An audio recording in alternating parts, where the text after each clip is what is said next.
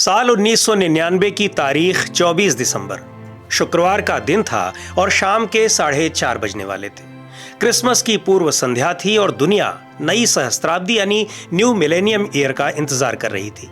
एक हफ्ते बाद के जश्न की तैयारियां हो रही थी, लेकिन काठमांडू से भारत के लिए रवाना हो रहे विमान IC-814 के करीब 200 यात्रियों के लिए यात्रा मानो मुसीबत बनकर आई।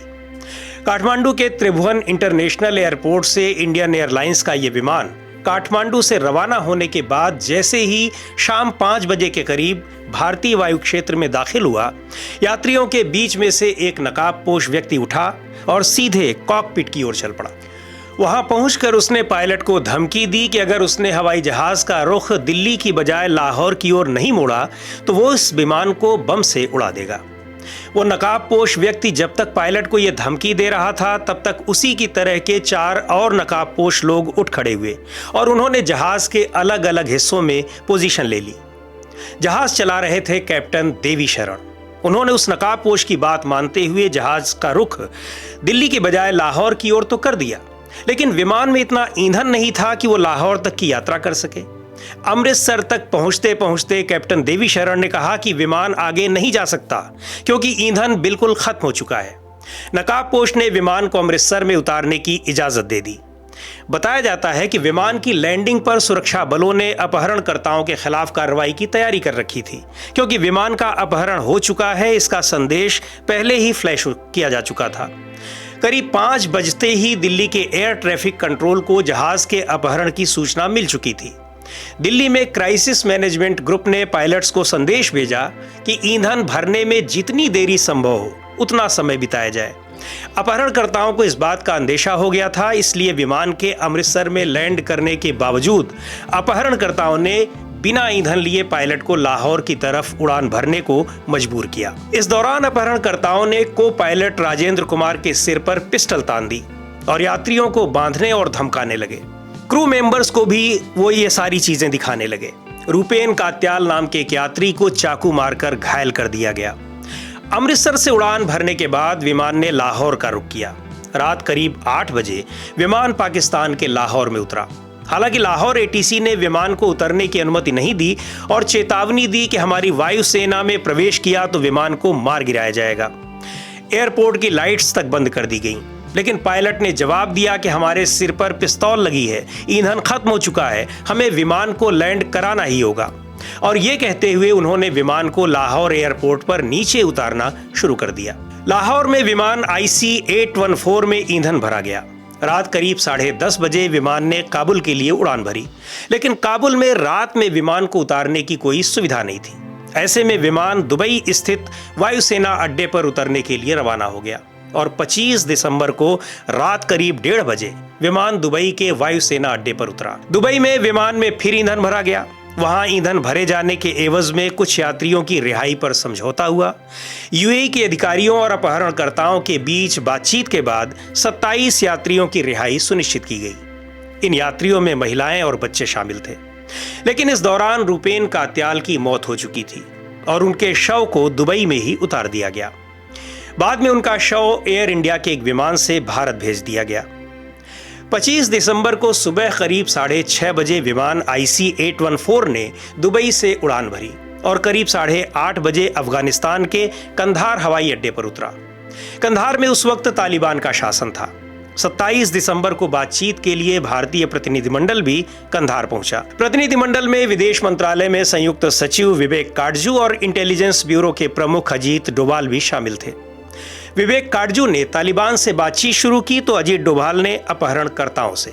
अपहरणकर्ताओं ने कंधार पहुंचने के बाद पहली बार अपनी शर्तें बताईं। अपहरणकर्ताओं ने भारत की जेलों में बंद अपने 36 साथियों की रिहाई के साथ साथ 20 करोड़ अमेरिकी डॉलर की फिरौती की मांग रखी। ये सभी लोग आतंकी गतिविधियों में शामिल थे और भारत की अलग अलग जेलों में बंद थे। उधर भारत सरकार की मुश्किलें लगातार बढ़ती जा रही थी। मीडिया का दबाव था। कंधार में दुनिया भर की मीडिया इकट्ठा थी और संसाधनों की कमी और भीषण ठंड के बीच पल पल की खबरें पहुंचा रही थी। दूसरी ओर विमान में बंधक यात्रियों के परिजन विरोध प्रदर्शन कर रहे थे।